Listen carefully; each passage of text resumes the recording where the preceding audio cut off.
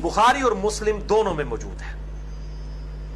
सही बुखारी में इसका नंबर है 956, सही मुस्लिम में 2053, और शुक्र है ये मिशकात में भी मौजूद है। वैसे गल विच कोई और है, मिशकात में कम ही होती है।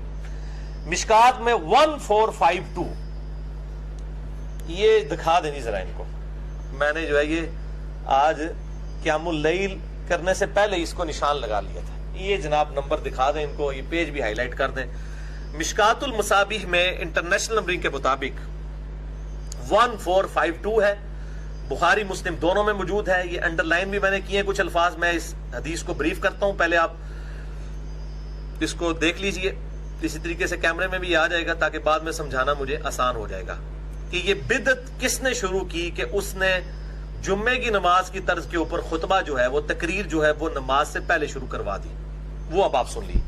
अबू सईद खुदरी रज़ियल्लाहु ताला अन्हु कहते हैं इसी हदीस में, बुखारी मुस्लिम दोनों में, मिशकात 1452, कि ईद उल फित्र और ईद उल अज़हा के लिए जब नबी सल्लल्लाहु अलैहि वसल्लम तशरीफ ले जाते तो पहले नमाज पढ़ते, फिर खड़े होकर खुतबा देते और लोगों को अपनी तरफ मतवज्जे करते, और फिर कोई लश्कर भेजना होता तो भेजते, फिर सदके की तरगीब दिलाते। खवातीन सबसे ज्यादा सदका और खैरात किया करती थी, और फिर आप सल्लल्लाहु अलैहि वसल्लम घर तशरीफ ले जाते, और ये मामूल ऐसे ही रहा हत्ता के मरवान बिन हकम का दौर आ गया। मरवान बिन हकम इसी मदीना शरीफ में जहां अबू सईद खुदरी रहते थे, ये मक्के और मदीने यानी हिजाज का गवर्नर बनाया गया था हजरत मुआविया की तरफ से रज़ियल्लाहु ताला अन्हु। वो कहते हैं जब मरवान गवर्नर बना, उनका जब जमाना आ गया, तो अबू सईद खुदरी कहते हैं जाहिर है कि वो हाकिम वक्त नहीं, गवर्नर वक्त नहीं नमाज पढ़ानी होती थी। वो कहते हैं कि मरवान की कमर पर हाथ रखकर मैं नमाज ईद के लिए आया। यानी बूढ़े हो चुके थे अबू सईद खुदरी, और ये 74 हिजरी में फौत हुए हैं। हुजूर के बाद 63 साल तक जिंदा रहे अबू सईद खुदरी, और कसरत से जो 7 सहाबा अहादीस रवायत करने वाले हैं उनमें अबू सईद खुदरी भी शामिल है। कहते हैं मैं बूढ़ा हो चुका था, मैं मरवान बिन हकम की कमर पर हाथ रखकर नमाज ईद के लिए रवाना हुआ। हत्ता कि हम ईदगाह पहुंचे तो कहते हैं मैंने देखा कि कसीर इब्ने अस्सलत ने गारे और ईंटों का मिंबर तैयार कर रखा है। पहली बिदत, मिंबर तैयार किया। असल में इन्होंने कुत्ते दे मुल नहीं सी कोई पूछता, मौला अली ते गाला नहीं कटते सन मिंबरा होते। तो इनके पास यही एक मौका आता था, जैसे आप इत्काफ बैठते हैं तो आप वैसे तो उलमा की तकरीरें नहीं सुनते, इत्काफ में आप उलमा के काबू आए होते हैं, तो वो आपको फजर के बाद भी दर्स, जोर के बाद भी दर्स, असर के बाद भी दर्स, तो वो आपको अजीब मुसीबत में डाल देते हैं। फिर रात को क्याम में कोई और खड़ा हो ना हो, लेकिन इत्काफ वालों से सारे एक्सपेक्ट कर रहे होते हैं कि इन्होंने राती खिलाना चाहिए, ये लोहे दे बड़े हुए ने दिहाड़ी दर्स देंगे, राती उन्होंने क्याम खिला देंगे। इस तरीके से इनको तो कोई पूछता ही नहीं था। तो इन्होंने स्पेशल इनके लिए तो बड़ा एक ईद का दिन इस एतबार होता है, चलो उन लोग जबरदस्ती साड़ी गालते सुनेंगे। लेकिन मसला क्या था कि ईद की जो तकरीर है वो नमाज के बाद होती है। लोग नमाज पढ़ के खिसक जाते थे, जिस तरह अभी भी लोग चले जाते हैं। जाहिर है कि वो तकरीर सुनना को वाजिब तो नहीं है ना। और ये तकरीरों के अंदर कहते थे अली पर लानत, अली से मोहब्बत करने वालों पे लानत, इब्ने जुबैर पे लानत, इब्ने जुबैर से मोहब्बत करने वालों पर लानत, नाऊज़ु बिल्लाह मिन ज़ालिक। इब्न उमैया के लोग, इनकी तकरीर किसी मौए सुननी सी किसी ने, तो इन्होंने क्या पाई ये काम कर रहे हैं कि तकरीर इन्हें बाद ही नहीं सुननी, इसी पहले ही कर लेना है तकरीर। तो इन्होंने ये सुन्नत ही बदल दी कि ईद की नमाज के बाद वाली तकरीर को पहले ले आई। जो मैं इतनी हदीसें बुखारी मुस्लिम से पहले बता रहा हूँ कि सहाबा तरतीब बता रहे हैं, पहले तकरीर होती थी और जो है वो बाद में नमाज होती थी, और पहले नमाज होती थी और बाद में तकरीर क्यों ये शुरू हो गई, वो क्या ये असल मसला है। ये हदीस बुखारी मुस्लिम की आगे चलती है। मरवान की कमर पर हाथ रखकर मैं ईदगाह पहुंचा तो मेरे से पहले ही कसीर इब्ने सलत ने गारे और ईंटों का मिंबर तैयार कर रखा था। मरवान मुझे अपना हाथ खींच कर मिंबर की तरफ लेके जा रहा था। अबू सईद खुदरी को, ये बूढ़े हो चुके थे, ये बेचारे सहारे से आए मरवान के, और मरवान भी बुजुर्गों को साथ लेके आया कि लोग कहें कि जनाब यानी कि ये भी साढ़े नाल ने। लेकिन आज भी वो लोग बुजुर्ग लोगों को मेहमान खुसूसी बना देते हैं ना, ताकि उनकी जो चीजें पीछे छुप जाए। इसलिए तो हजरत हुसैन के ऊपर तलवार रखी जा रही थी कि आप बैत करें, कि मतलब हुसैन ने बैत कर ली, बाकी कोई ना भी करे खैर है।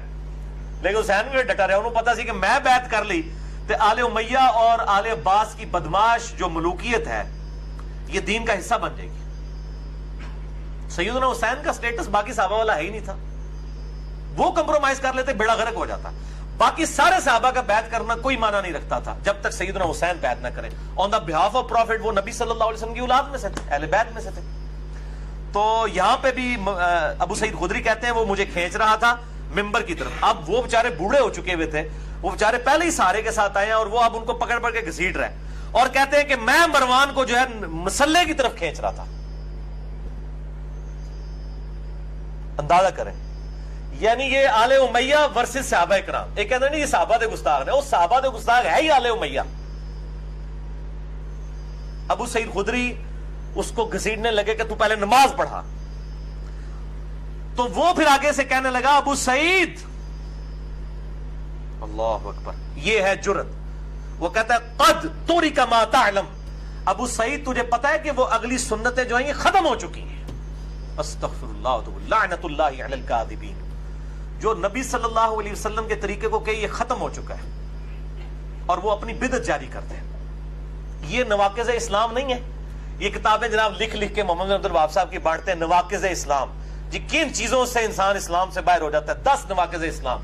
پائی جی نواقض اسلام کا پہلوا فتویٰ جو ہے نا وہ مروان بن حکم کے اوپر لگتا ہے, جس نے نبی صلی اللہ علیہ وآلہ وسلم کی سنت کے بارے میں ابو سعید خدری صحابی کو کہا کہ تجھے نہیں پتا یہ طریقے ختم ہو چکے ہیں. اچھا اب وہ صحابی خاموش نہیں ہوئے ہیں ابو سعید خدری, انہوں نے کہا ہرگز نہیں, اس ذات کی قسم جس کے قبضہ قدرت میں میری جان ہے. یعنی میں بوڑھا ہو چکا ہوں, مجھے پتا ہے تھی مروا چڑھ دو بندے نو, میری جان اس کے اللہ کے قبضے میں ہے. مجھے اس اللہ کی قسم کہ اے مروان تو خیر و بھلائی پر نہیں ہے. یہ بات آپ رضی اللہ تعالیٰ عنہ 3 بار آپ نے ریپیٹ کی اور غصے سے ممبر سے دور چلے گئے. یعنی ممبر تک پھر اس کے ساتھ نہیں گئے کہ تو نے جو بدعت کرنی ہے اکیلے کر, منو ممانے خصوصی بنا کے نہ کر. اور وہ اتنے بوڑھے ہو کر بھی وہ سہارا سے لے کے آئے ہوئے تھے, لیکن انہوں نے پھر وہ سہارا بھی نہیں لیا کہ میری وجہ سے کہیں انڈورس نہ ہو جائے آل امیہ کہ جی ابو سعید خدری بھی تو ساتھ کھڑے ہیں تو وہ بھی تو صحابی ہیں نا. تو انہوں نے انڈورس کر دیا کہ مروان کا عمل یہ صحیح ہے. اور یہ مروان بھی خود نہیں ہے, یہ حضرت معاویہ کا گورنر ہے حجاز کا. آپ اندازہ کریں, بولے اعوذ باللہ تعالی. تو یہ آج کل مطلب فتاوی کمیٹی علماء عرب کی اور نواقض اسلام اور یہ سب کچھ سعودی عرب والے نکال رہے ہیں. یہ نواقض اسلام میں مروان بن حکم کو بھی ڈالے نا, پھر پتہ چلے گا. یہ میرے بھائیو حدیث جو میں نے بیان کی بخاری مسلم دونوں سے, بخاری میں 956, مسلم 2053, مشکات میں 1452. ہمارے ریسرچ پیپر جو میرا علمی ایٹم بم ہے اس پہ یہ 52 نمبر پہ ہے, اور میں نے الحمدللہ ناسبیوں اور رافضیوں کی موت تیار کی ہے علمی طور پہ. اے دکھاؤ جی فرحان صاحب, انہوں اے مڑ مڑ کے دکھاؤ, انہوں راتی خواب بھی نظر آئے اے پمفلٹ. واقعہ کربلا کا حقیقی پس منظر, یہ خیالی پس منظر نہیں صلاح الدین یوسف یا کفایت اللہ سنابلی کا جعلی پس منظر, یہ خیالی پلاؤ نہیں, یہ حقیقی پس منظر. 72 صحیح الاسناد حدیث کی روشنی میں اہل سنت کی مین سٹریم کی کتابوں سے اکثر حدیث بخاری اور مسلم سے ہے. کل 200 روایتیں میں نے اس کے اندر جمع کی ہیں, اور الحمدللہ یہ انٹرنیشنل پمفلٹ ہے. سب سے پہلے عربی میں لکھا, یہ مولویوں کا عربی والا اعزا بھی میں نے نکالا ہے. اس کے بعد اس کا اردو ترجمہ ہوا, اور یہ ہزاروں کی تعداد میں ہم فری بانٹتے ہیں, اور واٹس ایپ کے ذریعے تو لاکھوں لوگوں تک یہ الحمدللہ پہنچ چکا ہے. انٹرنیشنل ہے, عربی میں بھی ہے, اردو میں بھی ہے, ہندی میں بھی ہے اور انگلش میں بھی. 4 زبانوں کے اندر یہ ریسرچ پیپر ہے. اور اس میں میں نے بنو امیہ کے پورے کرتوت کھولے ہیں کہ کس طریقے سے ان لوگوں نے دین کو بدلا. اور میرے کئی لیکچرز بھی ہیں, اور ایک پرٹیکولر اسی کے اوپر سورہ مریم میں ایک آیت آتی ہے کہ انبیاء کے جانے کے بعد ناخلف لوگ ان کے جانشین ہوئے, انہوں نے دین کو بدلا. وہ ساری حدیث میں نے مسئلہ نمبر 116D 116-D مسئلہ میں نے ایک لیکچر ریکارڈ کرایا, اس کا نام ہی ہے بنو امیہ نبی صلی اللہ علیہ وسلم کے ناخلف جانشین ثابت ہوئے. اس میں بھی میں نے یہ حدیث بیان کی ہے. باقی اس ریسرچ پیپر میں تو بہت کچھ ہے. باقی مسئلہ نمبر 101 بھی دیکھ سکتے ہیں, 102 بھی دیکھ سکتے ہیں, اور میرا ایکسکلوسیو کوسچن آنسر سیشن 5 گھنٹے کا, وہ تو کل ہی سارے دے پاری ہے. مسئلہ نمبر 157A اور 157B, اور اب ماشاءاللہ 175A 175B وہ 6.5 گھنٹے کا آ چکا ہے الحمدللہ. جو پچھلے پوری رمضان کی رات ہم نے جاگ کے, اور ساری کے بعد بھی 2.5 گھنٹے تک جاگ کے وہ ریکارڈ کروایا الحمدللہ.